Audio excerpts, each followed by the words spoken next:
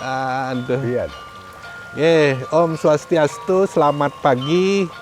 Jumpa lagi dengan saya, Cokorda Udiana Nindya Pemayon. Hari ini hari Selasa, tanggal 3 Mei 2022. Saya didampingi oleh mahasiswa akan berbicara, bincang-bincang dengan pendiri Museum Arma, yaitu Anak Agung Raing, Pak Agung.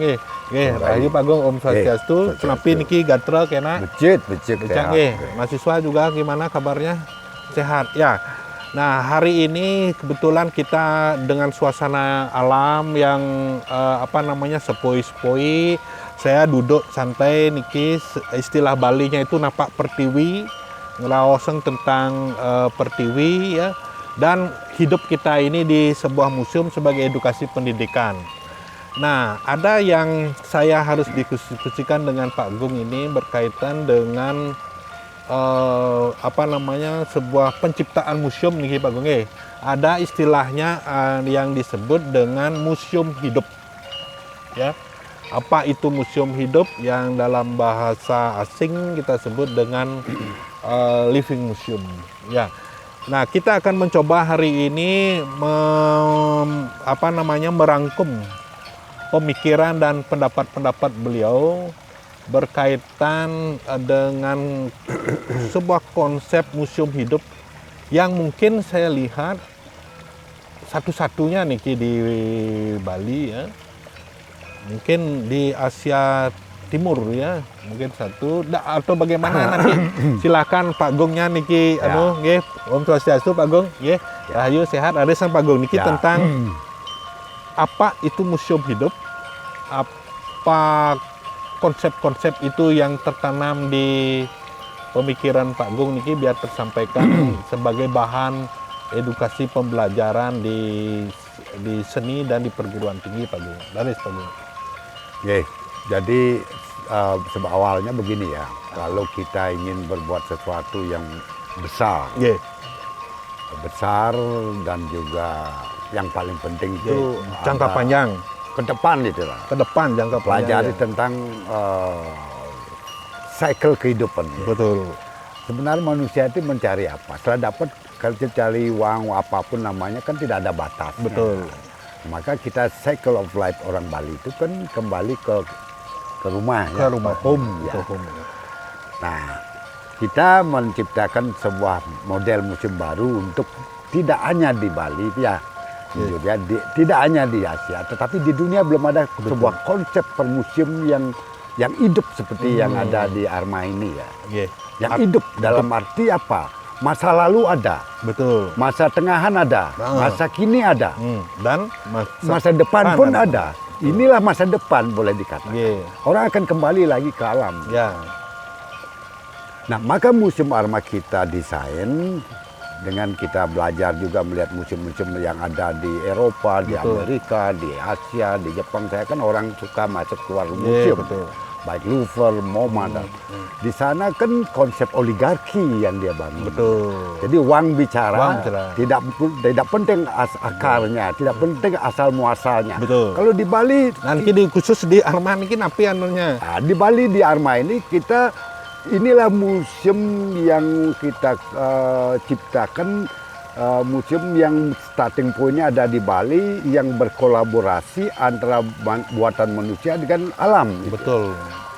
Termasuk sebuah desa gitu ya. Desa kecil, tata letak, ada sungai. Yang paling penting inilah sebenarnya yang dicari oleh manusia itu ya.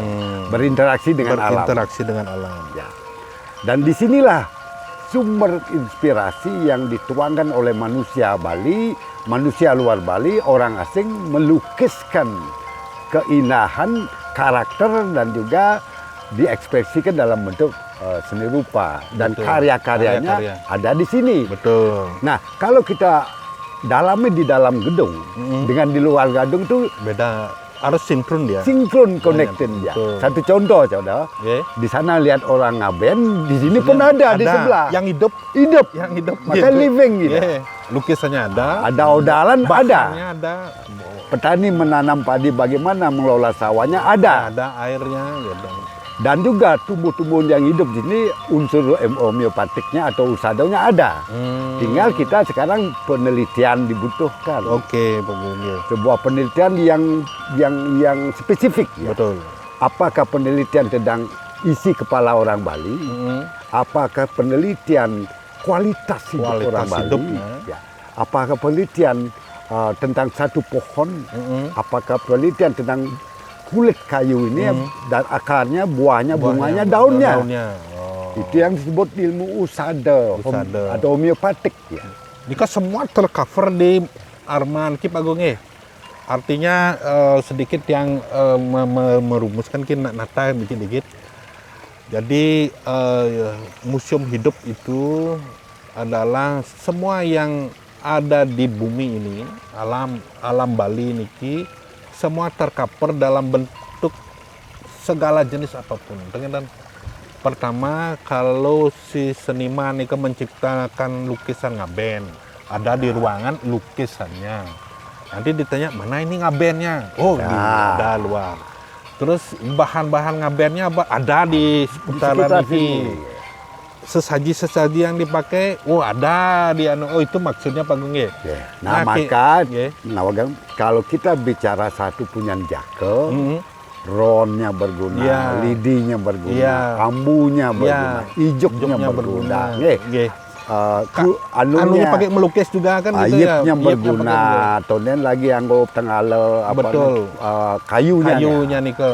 Belum lagi bunganya, buahnya, araknya, tuaknya. Betul. Oh, itu belum maksudnya. Lagi buahnya. Satu pohon itu satu buku itu. Betul. Ceritanya panjang.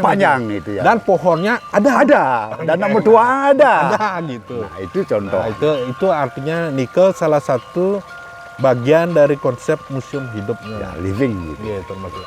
Nah, terus ada sungai nih Pak Gung. Gimana nih berkaitan dengan konsep living museumnya nih kan ada sungai. Aliran sungai ada, jadi beji ada, tata kelolanya subah ada, terus mengelola itulah. Jadi ada di dalam ruangan itu namanya kita sebut seni rupa atau lukisan dan ada connected dengan manusia yadnyonya, pitro yadnyonya, resi yadnyonya, dewo yadnyonya, buto yadnyonya. Itulah tidak akan pernah habis kalau kita mau mengeksplor ini.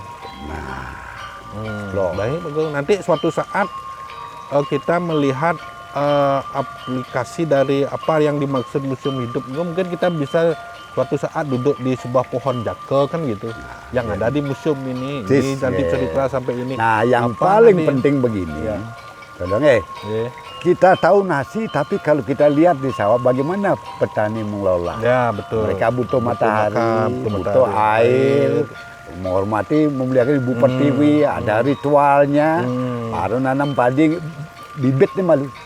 Kayak gitu baru ditanam. Betul. Tonen meteka, tonen caranya lagi ngelingging biu kukungnya, menyambut lahirnya pak biji dan baru ada sang ulah kedis nih.